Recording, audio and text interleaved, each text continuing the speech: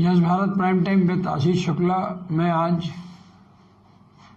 जो मौसम ठंड का बहुत ज़्यादा लोग प्रभावित हैं, उसको लेकर स्वास्थ्य को लेकर भी लोग चिंतित हैं। और सबसे ज़्यादा ठंड में यह देखा गया है कि दिल से रिलेटेड बीमारियों से लोग बहुत ज़्यादा अपने आप को लेकर सुरक्षित भी रखते हैं, लेकिन कई बार लापरवाही भी बहुत आदमी को परेशान कर देती है। आज हमारे साथ जबलपुर ही नहीं, महाकौशल के बहुत प्रतिष्ठित हृदय रोग विशेषज्ञ डॉक्टर पुष्पराज पटेल जी हमारे साथ बैठे हुए हैं। हम आप लोगों तक, आप लोग अपना बचाव कैसे करें, इसको लेकर हम डॉक्टर पुष्पराज पटेल जी से रूबरू हो रहे हैं। डॉक्टर पटेल साहब, ये बताइए कि जो ठंड का मौसम होता है, इसमें हार्ट की बीमारियां ज़्यादा क्यों होती हैं? ठंड के समय कुछ परिवर्तन होते हैं शरीर में, जैसे कि एक तो ब्लड वेसल्स सिकुड़ती हैं, वासो कंस्ट्रिक्शन होता है।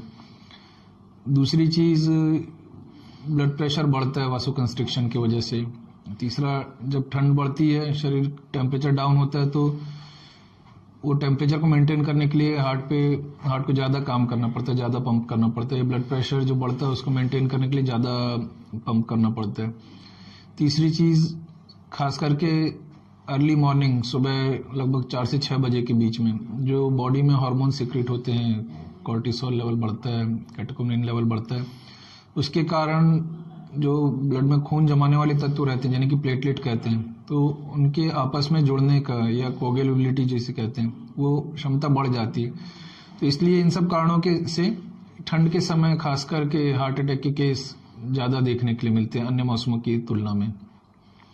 इनसे बचाव के लिए क्या करना चाहिए? किस उम्र में ये ज़्यादा प्रभावशाली रहते हैं? ऐसा जैसे 30 साल के बाद ज़्यादा सतर्क रहना चाहिए।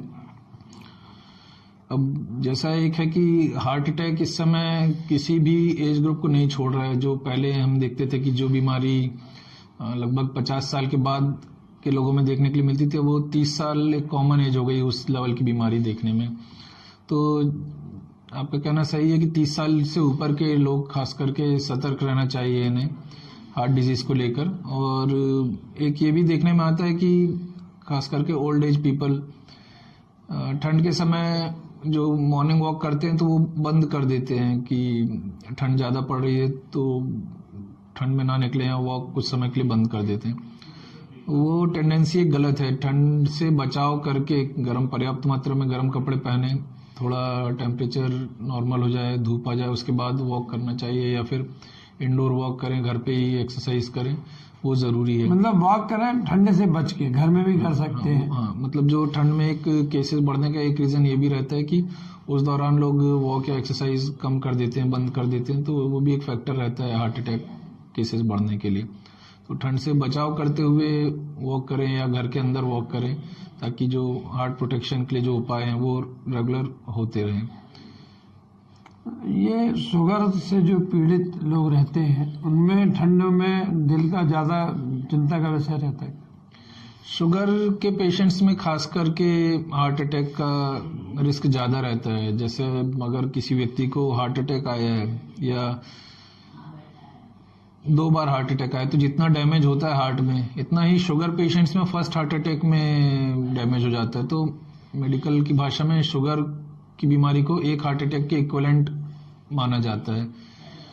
तो उसका कारण यह है कि शुगर की जो बीमारी है, डायबिटीज़ की जो बीमारी है, वो केवल ऐसा नहीं कि ब्लड शुगर बढ़ता है, लेकिन वो जो शुगर बढ़ा है वो पूरी ब्लड वेसल्स में जमा होता जाता है, हार्ट में, किडनी में, ब्रेन में, इन सब ब्लड वेसल्स में जमा होता जाता है। उनकी ब्लड सप्लाई कम करता जाता है ये, और उसके कारण इन सभी ऑर्गन्स में, किडनी में, हार्ट में, ब्रेन में, इन सभी अंगों में प्रभाव देखने के लिए मिलता है। तो जो शुगर के मरीज हैं, दूसरी एक चीज़ होती है कि इनमें जो नसें होती हैं, नर्व्स होती हैं, उनको भी ब्लड शुगर इन्वॉल्व करता है, उनको भी डैमेज करता है। तो शुगर के पेशेंट्स में दर्द महसूस नहीं होता, या कभी अटैक आता तो बहुत फ्रीक्वेंट ऐसा होता है कि साइलेंट हार्ट अटैक की कभी मरीज बाद में चेकअप के लिए गए और डॉक्टर ने बोला आपको कभी अटैक आया, दर्द हुआ, तो पेशेंट बोलता कि नहीं हमको नहीं हुआ, डॉक्टर बाद में बताते कि नहीं आपको साइलेंट अटैक आया था, आपको महसूस नहीं हुआ शुगर की वजह से।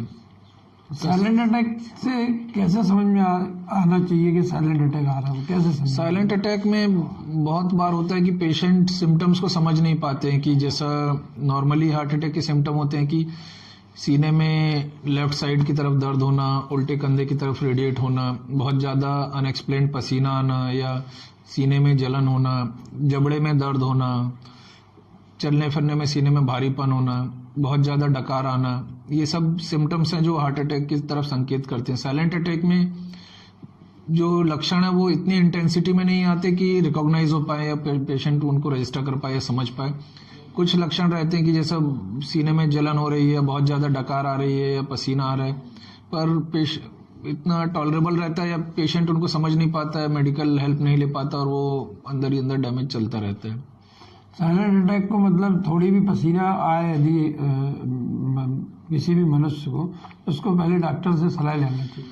अगर खास करके शुगर के पेशेंट्स में अगर अनएक्सप्लेन्ड, ऐसा नहीं कि थोड़ा भी पसीना है, जैसे एक्सरसाइज के समय, घबराहट के समय, इन सब परिस्थितियों में तो नॉर्मल आता है, लेकिन अगर बैठे हैं, रिलैक्स हैं, कोई मेहनत का काम नहीं कर रहे हैं और अचानक से पसीना, घबराहट या सीने में जलन, इस तरह के कुछ लक्षण महसूस हो रहे हैं जो किसी और चीज़ से एक्सप्लेन नहीं हो रहे हैं, तो मेडिकल चेकअप, खास करके कार्डियक चेकअप कराना चाहिए। डॉक्टर साहब, इसके अलावा आप मतलब चिकित्सीय परामर्श ये जानना चाहती जनता कि वो क्या क्या बचाव, कैसे बचे कि वो इस ठंड के मौसम में अपने आप को सुरक्षित निकाल के ले जाए? बचाव के लिए एक तो है रिस्क फैक्टर मॉडिफिकेशन की, जो हार्ट डिजीज के लिए रिस्क फैक्टर्स हैं जिनके कारण हार्ट अटैक का खतरा बढ़ता है, उनको नियंत्रित करना ताकि खतरा कम से कम रहे। जैसे कि जो डिजीजेज हैं, बीमारियां हैं, ब्लड प्रेशर है, शुगर है, हाई कोलेस्ट्रॉल लेवल है, मोटापा है या सांस की बीमारियां हैं, तो ये सब बीमारियों को नियंत्रण में रखना क्योंकि बहुत फ्रीक्वेंट हम लोग देखते हैं कि पेशेंट को बीमारी है, दवा ले रहे हैं, लेकिन रेगुलर चेकअप नहीं कराते, उसके कारण बीमारी अनियंत्रित रहती है और उसके कारण अंदर ही अंदर डैमेज होता रहता है। तो इन रेगुलर चेकअप करा के इन बीमारियों को नियंत्रण में रखना है ताकि इनसे होने वाले जो सेकेंडरी डैमेज हैं वो उनसे बचा जा सके। दूसरी चीज़ है कि जैसे जिन कारणों से हार्ट अटैक का खतरा बढ़ता है उनको कंट्रोल करना, कि स्मोकिंग है, अगर कोई स्मोक करता है तो वो ना करें, या आपके मित्र स्मोक करते हैं, उनका धुआं आप तक पहुंच रहा है तो आप में भी उतना ही रिस्क है जितना आपके मित्र में है हार्ट डिजीज का या कैंसर का, तो जिसे सेकंड हैंड स्मोक करते हैं तो उनसे बचना चाहिए। रेगुलर एक्सरसाइज करना है, प्रतिदिन कम से कम 30 मिनट तेज पैदल चलना ज़रूरी है, हफ्ते में कम से कम 5 दिन या 150 मिनट, ये हृदय को स्वस्थ रखने के लिए आवश्यक है। अगर कोई व्यक्ति ऐसे जॉब में है कि 30 मिनट का समय नहीं निकाल सकते तो बीच में 10-10 मिनट करके 3 बार या 15-15 मिनट करके 2 बार इस तरह से वॉक करना ज़रूरी है। ब्रिस्क वॉक होना चाहिए, इतना तेज़ कि कम से कम थोड़ा उसमें सांस फूले, थोड़ा एफर्ट लगे। ऐसा ज़रूरी नहीं कि जिम ज्वाइन करें या बहुत विग्रस एक्सरसाइज करें, लेकिन एक ब्रिस्क वॉक आपको हेल्दी रखने के लिए, हार्ट को हेल्दी रखने के लिए पर्याप्त है। अगर जैसा एक बार होता है, कई लोग कॉमनली पूछते हैं कि ब्लड थिनर्स या जो एस्प्रिन या इकोएस्प्रिन टैबलेट है ठंड के समय लेना चाहिए कि नहीं, तो हालांकि साइंटिफिकली ऐसा एडवाइज नहीं है कि ठंड के समय ये दवा लेना ज़रूरी है, पर अगर रिस्क फैक्टर है या फैमिली हिस्ट्री है तो ये दवा ले सकते हैं ताकि हार्ट अटैक का खतरा कम से कम रहे। मेरे डॉक्टर साहब, ये जो ठंड का मौसम रहता है बड़ा सतर्कता वाला है और इसमें आदमी को विशेष अपनी केयर करना चाहिए, और जो ऐसी कोई बात जो मैं आपसे पूछ ना पाया हूँ जनता के हित में हो तो आप बता दें। जैसा कि जो लक्षण मैंने बताया कि अगर अचानक से पसीना आना, घबराहट, या जैसे अब खास करके ठंड के समय अगर पसीना आ रहा है, तो शुगर पेशेंट्स में कई बार होता है कि शुगर डाउन होने के कारण ऐसा होता है, घबराहट, पसीना, बेचैनी।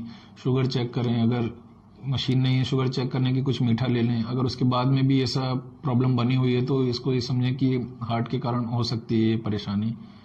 ये कुछ ऐसे संकेत हैं जिन्हें जल्दी पहचान के हम होने वाले बड़े नुकसान से बच सकते हैं। ये थे डॉक्टर पुष्पराज पटेल, और हमारे को ऐसा विश्वास है कि डॉक्टर पटेल ने जो ठंड के मौसम में दिल की बीमारी को लेके जो उनने सलाह दी उसको आप अपने जीवन में उतारेंगे, जिससे आप स्वस्थ रहें। नमस्कार, मैं आशीष।